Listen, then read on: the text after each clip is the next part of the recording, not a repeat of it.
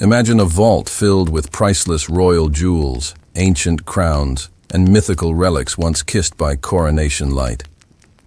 Now imagine them all, gone, vanished without a trace. Some say they were stolen. Some say they were hidden, sealed beneath castles and cathedrals. Others whisper they were destroyed, melted down by kings who feared the shine of their own sins. For centuries, the British monarchy's treasures have disappeared and reappeared like ghosts in gold. Objects that should have outlived empires, yet seemed to dissolve the moment they were most needed. Behind every crown lies a secret inventory of loss. The crown of Britain has always gleamed brighter than the hands that held it. For 1,000 years, kings and queens measured power not by mercy, but by the shimmer of what they owned. Jewels became diplomacy. Silver became loyalty. And gold was faith made visible.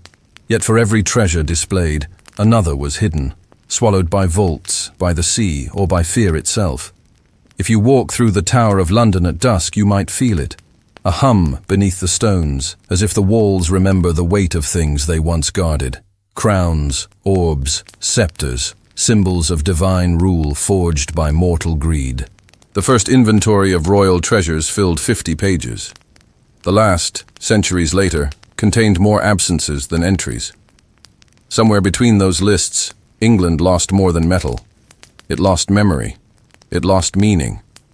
And in that loss, it found its myth. The story begins not in triumph, but in ruin. In 1216, during a storm along the Wash, King John's baggage train, laden with the crown jewels, sank into the marsh. Witnesses swore they saw the golden chests crack open, reliquaries scattering across the tide flats, glinting like dying suns before the mud swallowed them whole. The king himself died days later, fevered and raving, and with him began the legend that England's fortune was cursed by its own greed. From that day forward, the monarchy's greatest treasures were not the ones displayed, but the ones that disappeared. Lost crowns, melted relics, buried empires, each one a mirror reflecting what every ruler feared to see, that even kings can lose everything they try to keep. Gold has a gravity all its own. Every monarch who sat the English throne felt it, the pull of treasure as both burden and blessing. Kings swore oaths to defend faith, yet weighed their souls against carats and coin. The royal vaults were sanctuaries where piety met possession, each chalice and reliquary proclaiming divine right while whispering the same truth. That faith, too, could be melted down. In the age of Edward III, England's wealth glittered across Europe. War trophies from France, relics from Jerusalem, spoils from Spain. Yet within Westminster, the treasury chambers became something darker, a labyrinth of locked rooms where no candle dared burn long. Chroniclers described the guards patrolling with swords drawn, their faces lit only by the shimmer of what they protected. It was, one monk wrote, as if the gold itself kept watch. Then came the wars, the 100 years, the roses, the endless hunger of conquest. Jewels were pawned to pay for cannons, crowns traded for mercenaries. Each victory demanded new adornment, each defeat another sacrifice. The monarchy learned that treasure could be armor one day and ransom the next. Elizabeth I inherited a kingdom bankrupt in coin but rich in illusion. She understood that spectacle was the final currency. Her gowns were woven with seed pearls by the thousand, but their linings were patched. Her crown weighed heavy because the jewels were real. Her power endured because the people believed the illusion. By the 17th century, illusion collapsed. Civil war bled the vaults dry. When Parliament's soldiers stormed the Tower in 1649, they opened chests expecting divinity and found dust. The regalia of empire, the orb, the scepter, the crown of St. Edward, was carted to the mint and melted. Officially, the gold became coins for the Commonwealth. Unofficially, it became ghosts haunting the nation's conscience. One clerk recorded that the cruciform fragments of the crown refused to melt evenly, the metal twisting back into shape as if remembering its form. They called it superstition, but even Cromwell's men hesitated before striking again. Power leaves residue, sanctity leaves fear. When Charles II returned to claim the throne, the treasurers rebuilt the regalia from imagination, using what sketches survived. The diamonds were foreign, the gold borrowed, the velvet stitched from theater curtains. A nation exhausted by war needed splendor again. They did not ask where it came from, only that it shone. But inside, every gem gleamed the same void, a hollow crown for a kingdom that had forgotten the weight of its own history. The monarchy's treasures have vanished more times than history dares to count.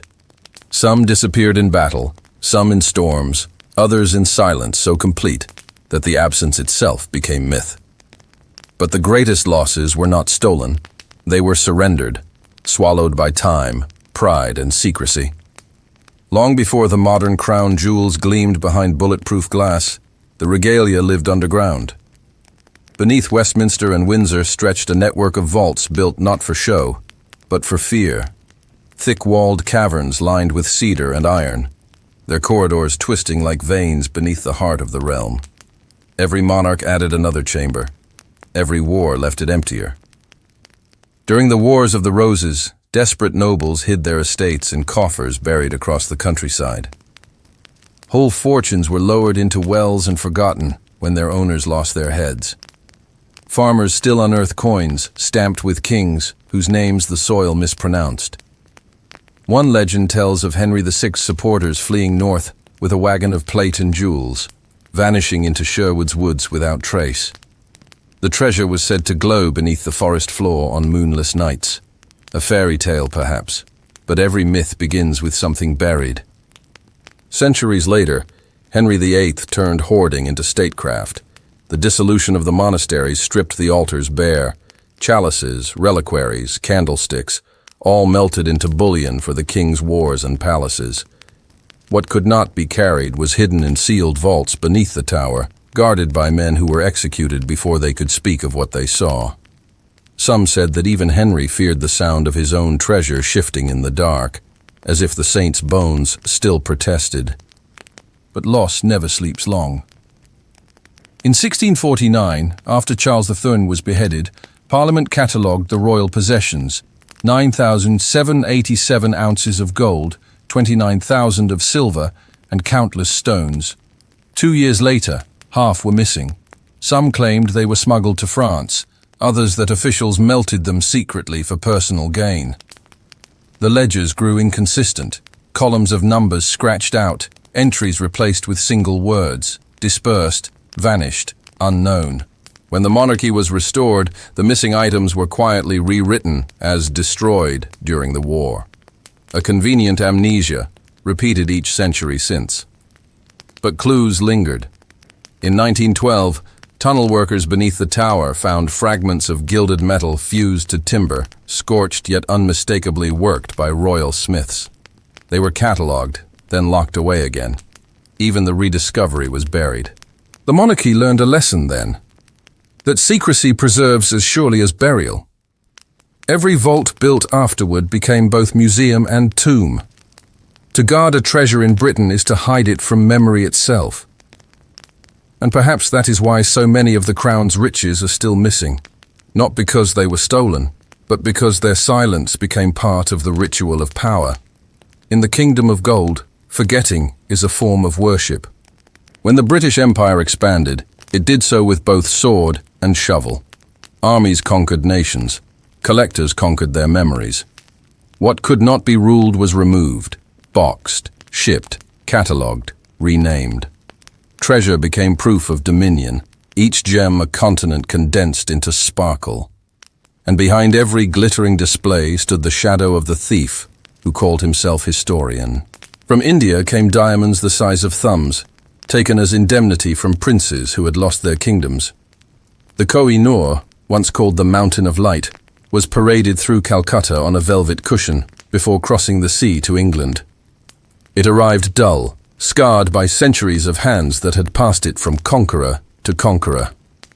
When royal jewelers recut it to suit a queen's crown, They reduced its weight by nearly half, perfection achieved through destruction. From Africa came ivory and gold, torn from tombs and altars. From Egypt came mummies and sarcophagi, their wrappings unraveled for parties in Mayfair drawing rooms. The empire devoured the dead and called it curiosity. In the Caribbean, governors melted chalices into ingots to fund their mansions, while in the South Pacific, missionaries pried pearls from idols and declared salvation paid in full. But the plunder was not only physical. The British crown collected meanings. Sanskrit inscriptions were translated to suit Christian triumph, tribal masks renamed as art, offerings labeled as gifts. A ledger from 1879 lists a shipment of relics from Burma. 1 ruby pendant, 2 temple bells, 3 unidentified objects of superstition. Those objects still sit in museum drawers, unclaimed and unblessed. Some treasures vanished in transit, consumed by the empire's own appetite. The Albemarle sank off the coast of Spain in 1708, carrying Spanish silver captured by the Royal Navy. The Surat went down in the Indian Ocean with crates of gemstones destined for London. The sea keeps better secrets than any vault. Even the honest keepers became complicit. Curators, archaeologists, naval officers, they called it preservation. Yet each acquisition rewrote another nation's history in the monarchy's handwriting. The British Museum grew into a mausoleum of conquest, its halls echoing with the polite footsteps of empire. Visitors admired the loot under polished glass, never hearing the silence where stories should have been. When questioned, officials spoke of protection, of stewardship, of civilization. But beneath the rhetoric, one truth glimmered like tarnished gold. The British crown did not merely collect the world's treasures, it collected its ghosts. And every ghost waits, patient, for the day its name is spoken again. For all its splendor, the empire was a vast theft disguised as order, a thief who wore a crown and called himself custodian. The monarchy's hoard swelled, but its soul diminished. Because the higher the empire rose, the deeper its shadows stretched. Every empire forges its own mythology, and Britain's was cut in diamond. The crown jewels shimmered not only with light, but with the unease of the hands that touched them.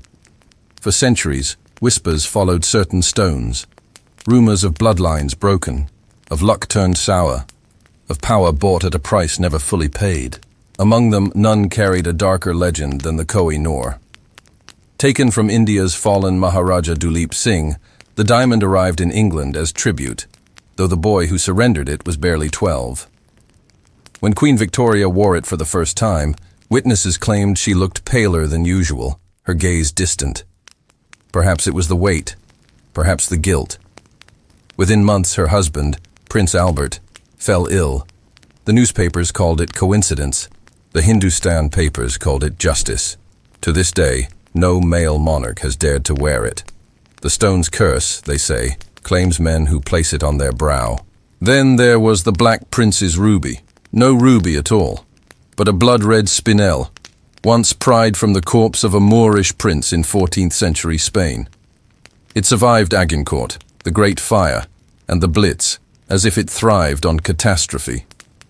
Chroniclers swore that whenever the stone glowed unnaturally bright, a great war would follow. When the bombing of London began in 1940, guards at the tower reported that its color burned like a coal. Even the smaller pieces carried stories that shimmered uneasily between faith and superstition.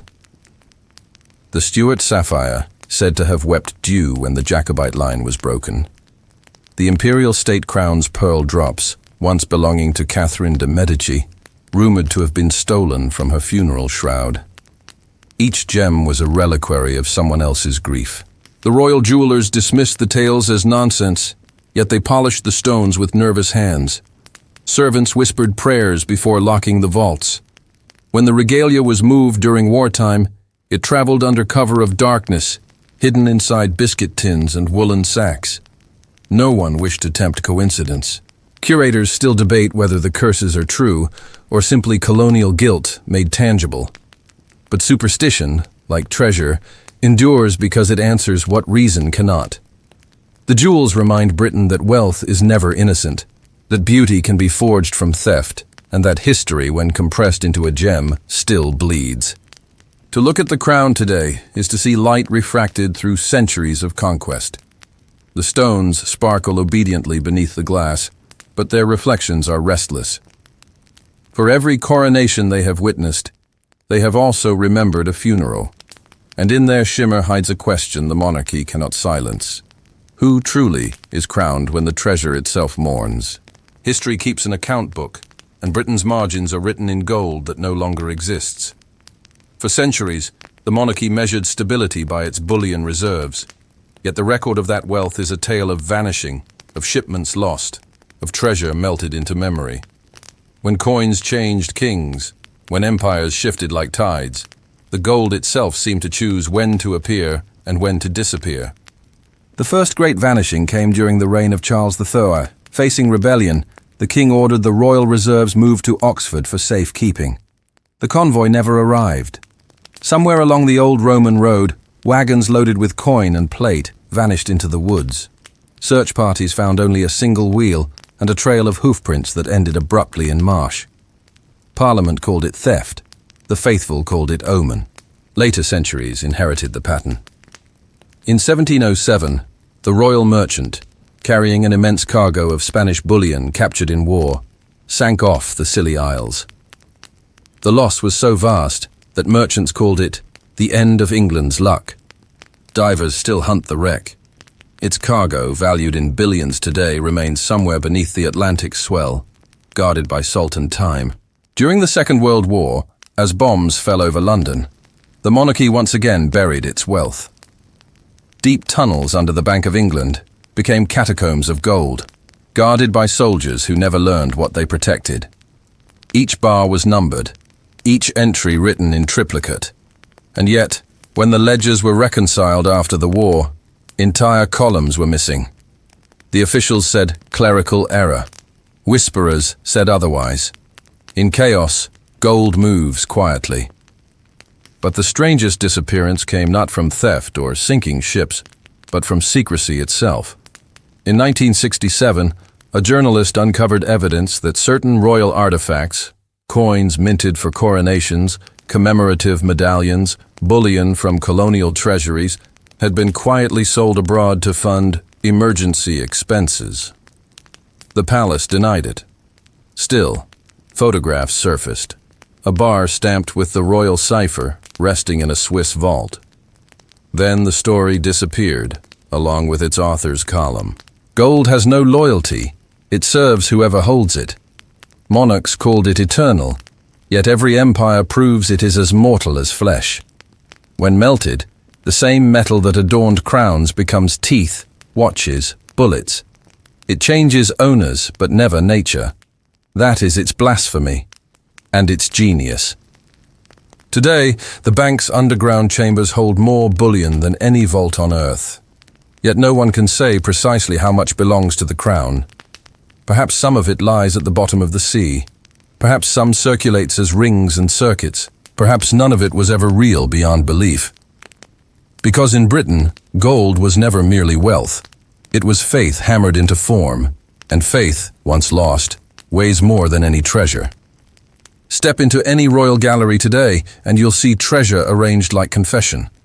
Crowns under glass, scepters suspended in velvet light, paintings of monarchs gazing upon their own reflection of eternity. Yet if you listen, truly listen, you can hear the faint hiss of time eroding it all. Gold tarnishes, silk frays, diamonds fracture along invisible lines. The British monarchy built its image upon permanence, but every empire eventually breathes the same dust it denies. What survives of Britain's lost riches is less object than echo. The rest is scattered, buried in flooded marshes, lodged in museum basements, sold under pseudonyms, or resting in the bellies of ships that will never surface. The monarchy guards its remaining treasures as proof of continuity, yet the greatest wealth it possesses is the myth that such continuity exists. There is a quiet irony in it all. The relics forged to proclaim divine right have become exhibits in a secular age. Schoolchildren stare through bulletproof glass at the crown of St. Edward, unaware that the metal before them has been melted, remade, and renamed half a dozen times. The scepter, the orb, the diadem, each a resurrection pretending to be survival. The monarchy too wears that disguise. Outside the tower, the city that once bled to build this splendor has learned to look away. Bankers handle digital fortunes that dwarf the loot of nations. Tourists photograph thrones once fought over by armies. The empire that mined the world for glory now mines nostalgia for relevance. In the end, memory is its last currency, but the earth remembers what gold forgets. Somewhere beneath the wash, King John's wagons still sleep beneath the mud. Beneath Sherwood, coins glint in darkness. Beneath the tower, vaults groan with the weight of both treasure and guilt. And every now and then, when the Thames fog thickens and the wind carries the tang of metal, it feels as if London itself exhales the ghosts of its own greed. Empires do not truly end. They oxidize. Their crowns become relics. Their relics become stories. Their stories become warnings. Britain's lost treasures are not gone. They have simply changed shape, as all power does when the hands that grasp it grow old. If this story followed you into the dark tonight, let it stay. Remember that what glitters is always borrowed. From the earth, from time, from someone else's sorrow. The monarchy may still shine, but its brilliance is the light of distant stars, beautiful, ancient, already dead. So look once more at the jewels of empire, and then look away. Because some truths, like gold, only reveal their worth after they've been buried.